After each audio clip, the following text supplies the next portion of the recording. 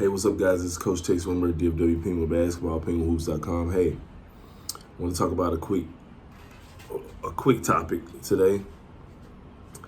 One thing that I understand a lot of times with coaching youth sports, from second grade all the way up to 17 and under. One thing that you can't control as a coach is that car ride home. After practices, after games, there could have been, a time in the game where you had to get on a guy, or the kid made a mistake, or whatever it may be, and you can resolve it with the kid yourself.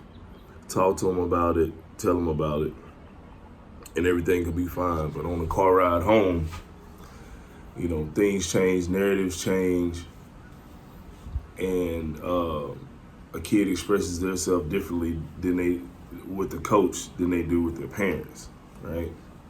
And a lot of this stuff can be misconstrued a lot of times and go the wrong way, depending on the coach's relationship with the parent and the coach's relationship with the player, right?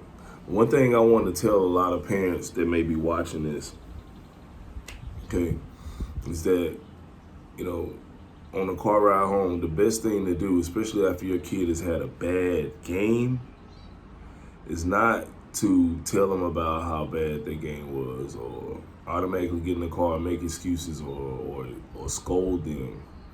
The best words you can say to your kid is either nothing and let them talk, or ask them this: so how do you feel about your performance today?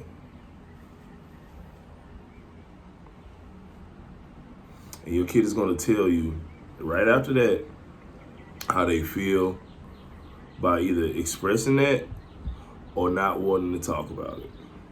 And when you try to pull it out of them, it brings emotions out of them and excuses out of them that they wouldn't normally say. They're not going to give you the full story, especially if they feel like they were in the wrong about what happened in the game. And you save yourself a lot of headache as a parent by not scolding them or getting on them about how they played, because they probably already feel bad about it.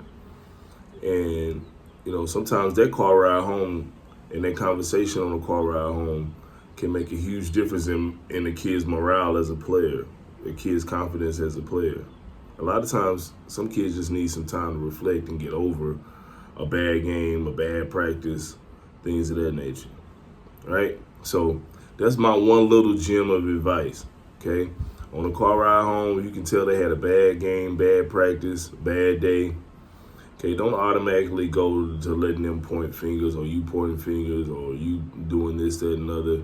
Okay, let the kid vent on their own, because a lot of times they just don't even want to talk about it. But if you get in the car after every game, every practice, telling them what they can and can't do right, and what's going on with the team, and hey, you need to do this better and do this. Like, kids don't want to hear that. They already get enough from their coaches and sometimes from their teammates. So, let them come to you. The best thing you can say to them, if you feel like they really want to vent, if you can feel, your kid more than anybody, right?